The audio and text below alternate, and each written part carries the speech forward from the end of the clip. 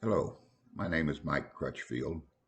I'm going to do something here that I just don't do, or at least I've never done before, something I would not normally be inclined to do. I don't make YouTube videos and upload videos to YouTube. And what I want to say will probably not be heard by very many and not likely to have much impact on anybody. It's a certainty, however, that if I'm silent, it will have no impact on anybody. Now, I had long thought that we have a great potential for civil war in our great country. As I've thought and considered where we find ourselves today, I've come to this conclusion.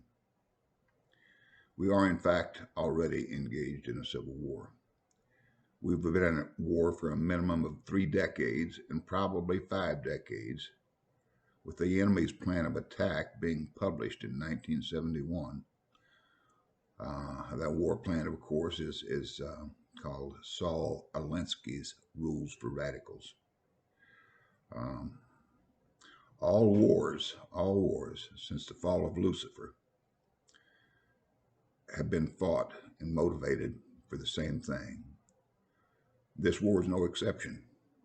It is always for power and control. The difference with this war is in the fact that until November of 2016, it was not an openly declared war. Previous to the election of Donald Trump, the war was waged slowly with stealth and deception. I believe that it started primarily with the indoctrination of our young people in higher education. That indoctrination over time has metastasized into primary education in K through 12. As these young people have in number for a number of years become increasingly larger number of the electorate, they've also entered our legislative and other offices. Um, until recently, this war has been waged on people that have been oblivious to what's going on. Some, I believe, willingly so, uh, oblivious to the fact that their liberties are under attack. Because of that fact, they have been docile and easily manipulated. Previous to the last presidential election, there was there was no leader or champion of liberty in the Constitution. For that fact, the radical left could continue surreptitiously, unhindered in their attack on our liberties. Now, furthermore, until Trump, stealth and deception had served them well in their slow but certain attack on all liberties that would stand in the way of complete control. While some still have their head in the sand, this undeclared war became a declared war with the election of Donald Trump. When the only person with the wisdom, foresight, knowledge, drive, morals, and stamina to begin to thwart the progress of destruction and erosion of liberties became president, the mask came off. Previous to Trump, the destructive agenda was masked. It was masked with the illusion of good intentions. It's always only been an illusion, but it's an illusion of good intentions. In November of 2016, that mask came off. War became openly declared. This threat to arrest and at least slow the left in their destructive agenda, they determined must be stopped at any cost. No collateral damage could be too great in the effort to remove Trump and his ability to stifle their destructive agenda and his desire to preserve the Constitution. It had to be stopped. Uh,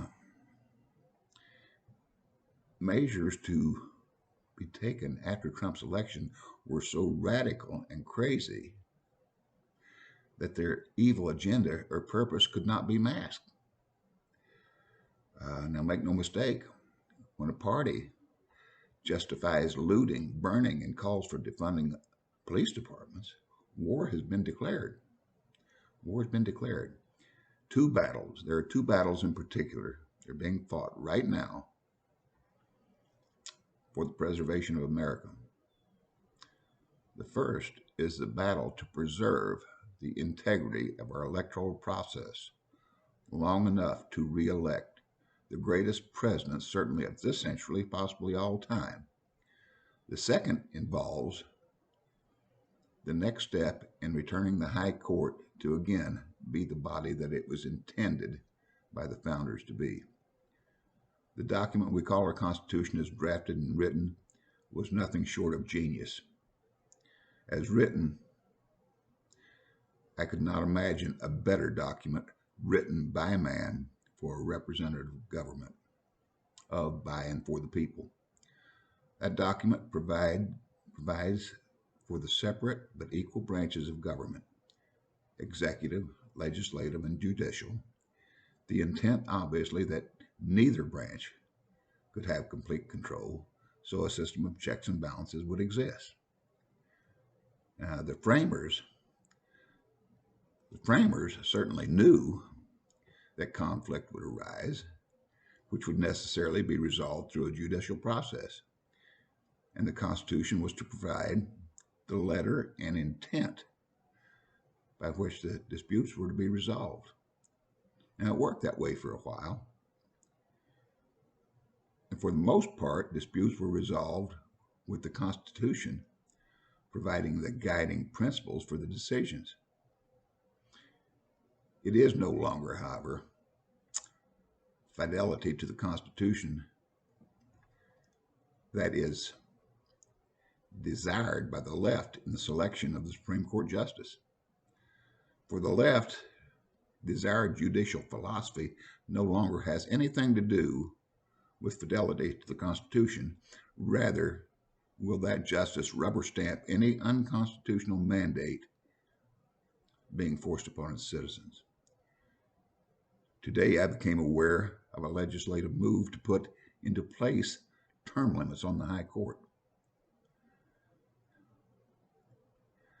There has also been talk of packing the court.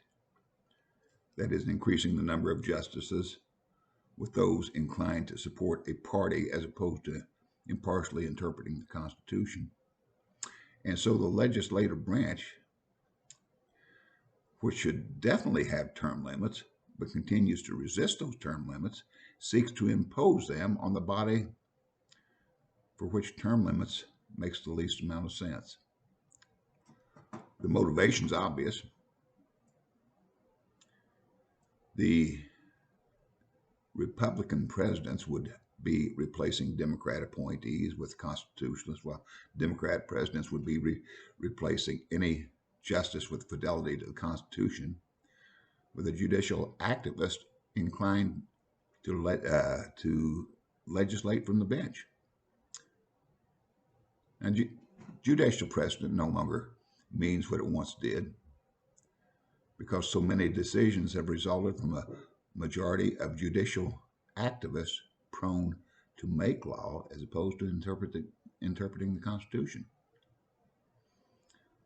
Now, it's a shame to have to say this, but when many decisions are 5-4 decisions, the decisions are no longer being made by a body of 9 impartial jurists.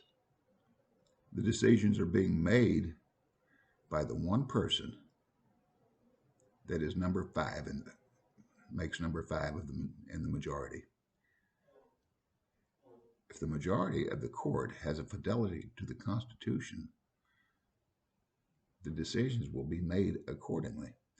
If, on the other hand, the fidelity of the majority is to liberal orthodoxy, decisions will be made in that fashion.